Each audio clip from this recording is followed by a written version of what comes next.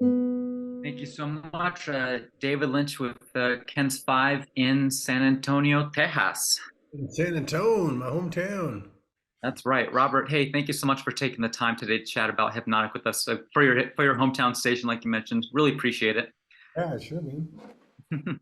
All right, so we got about 10 minutes. We'll just jump into things right here. Excited to chat with you about Hypnotic, which I was lucky enough to catch the work in progress screening at South Oh, by. cool. So I was Yeah. excited about that. Yeah, that was fun. So I want to start off by asking, it's been 30 years since you kicked things off with El Mariachi, which speaking of, they celebrated at South by, and that was fun to watch.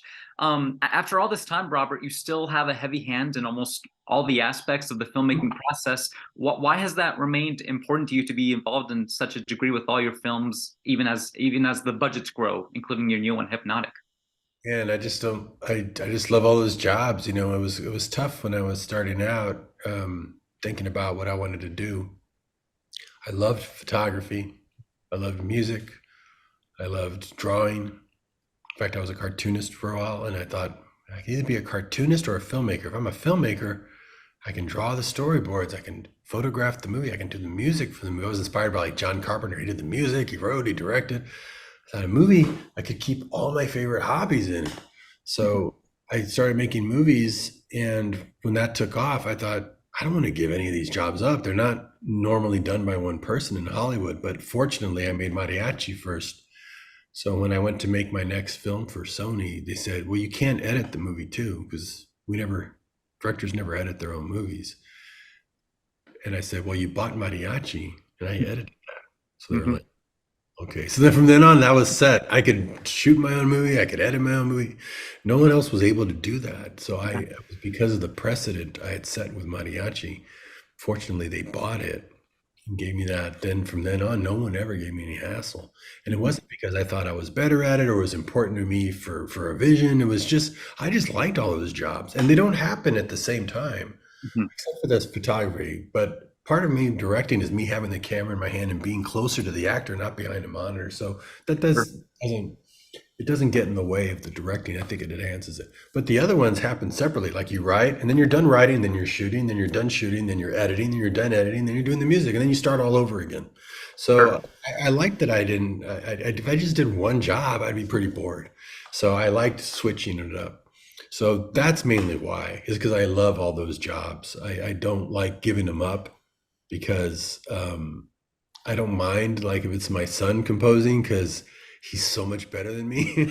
I couldn't have written this score, so I help him, just by editing for him and being his assistant, keeping him fed because he's got to write the entire score himself. Mhm. But so some of those jobs I don't mind giving up. But if he were to go make another movie, I would just take over that job again because I prefer to just do it because I love it. It's not That's really why I just love those jobs. Yeah, absolutely. Sony pretty much said you have us there, Robert. Okay. We're at least with me when I think about my experience having watched your films over the years, I'm used to your films being very set piece heavy, very audacious in the visuals. That's the first thing I think of. But like I said, when I caught Hypnotic at South by in the work in progress screening, I was surprised by how twisty the mechanics of the story is. And I gotta assume I'm not the first person to bring that up to you about Hypnotic. What appealed to you about writing and making this kind of movie where the screenplay is very layered, very dense? I was just being such a fan of Hitchcock movies, and I had done something like a Hitchcock movie originally with Mariachi that was very much like one of his wrong man, mistaken identity type movies like North by Northwest or The Wrong Man. Yeah. When I was watching Vertigo in early 2000, I just thought, gosh, there's another one with a lot of twists, a thriller with a star in the role. Vertigo, Psycho, Spellbound, Frenzy. He's always good at these one word, very enticing titles. I thought, I want to make a movie like that because I like those movies. Yeah. I'm not sure I know how to make those movies though, because you have to, you can't have the dream logic like my movies normally have. Like, oh, Right. someone loses their leg and now they have a machine gun for a leg and it works somehow. I Right. was always just kind of fudge the rules. You can't do that in a thriller. So I knew it'd be harder to write it, but it's because I like the feeling of those movies so much. I thought it'd be worth it. And the idea I came up with was Hypnotic. Right away, the title popped in my head and I thought, oh, maybe it's somebody, because I don't want to have to study what hypnosis is. That's lame. Let me go ahead and do something beyond that, where the ability you don't even know till the end of the movie how strong that ability is because we keep morphing it and revealing new layers of it. That actually gives you a lot more freedom than a traditional thriller because you can fudge the rules a lot.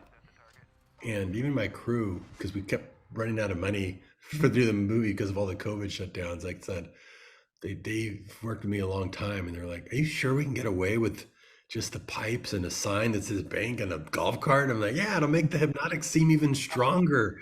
Sure. That's all they have to work with. That's not what the original idea was, but we ran out of money, and I think the lack of money and resources made the funnier and better and more entertaining and made the hypnotics more powerful.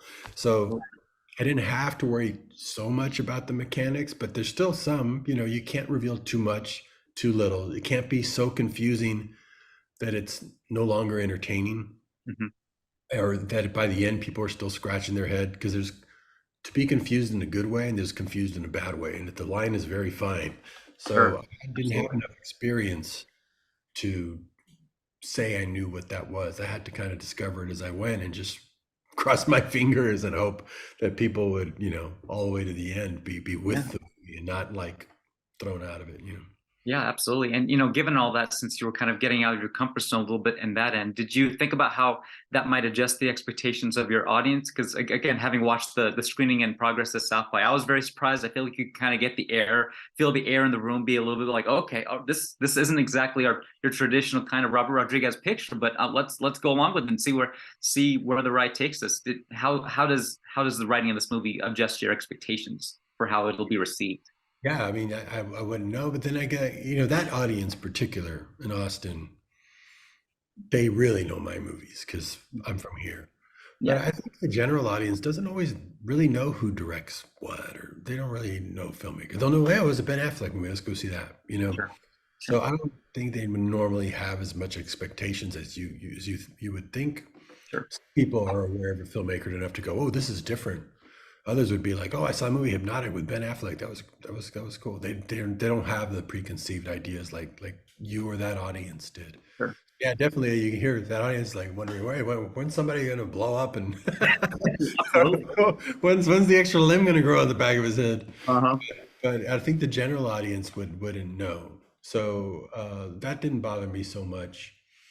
And then because of Alita, it kind of helped too that I've already been doing movies that are outside of my wheelhouse. Sure. Yeah. Um, that it would become less of an issue than if I had done this right in the middle. If this was between Dusk Till Dawn and Desperado and and Sin That'd be City, then fresh. it really would have had Spy Kids. It would have felt Spy Kids was already like, wow, what that? So the more you keep adding variety, the easier it gets. But yeah, it was definitely a different kind of movie. In fact, I think when I first came up with it, I thought this is such a cool idea. I should just sell it. I should sell it because somebody would probably pay good money to buy it for another director. I didn't have Mhm. to direct it.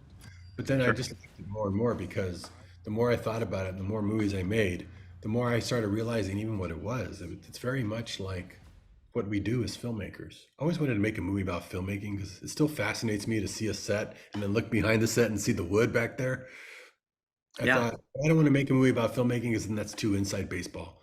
Yeah. But this was kind of like that because that's what we do as storytellers and filmmakers. We create a hypnotic construct for the audience for them to believe what they're seeing is real long enough to laugh or cry or cheer or recommend it to their friends. And sometimes, if you do a really good job, they love a character so much that it becomes more real to them than their own friends.